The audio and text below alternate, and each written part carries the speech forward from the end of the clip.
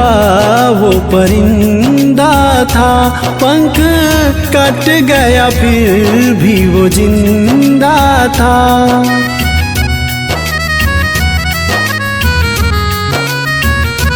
दिल का टूटा हुआ वो परिंदा था, पंख कट गया फिर भी वो जिंदा था। उसने सातों जन्म का इंतजार किया था, उसने सातों जन्म का इंतजार किया था। एक बेवफा सनम से उसने प्यार किया था, एक बेवफा सनम से उसने प्यार किया था।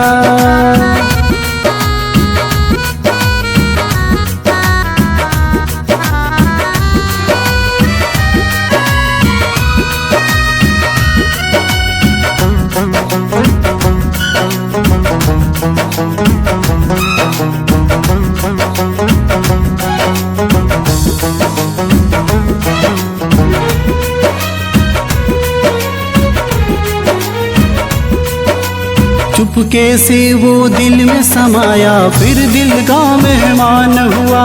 सपना दिखा के अपना बना के वो उससे अनजान हुआ। हो चुपके से वो दिल में समाया, फिर दिल का मेहमान हुआ। सपना दिखा के अपना बना के वो उससे अनजान हुआ। उसने दिल को बहुत ही बेकरार किया था, उसने दिल को बहुत ही बेकरार किया था। एक बेवफा सनम से उसने प्यार किया था, एक बेवफा सनम से उसने प्यार किया था।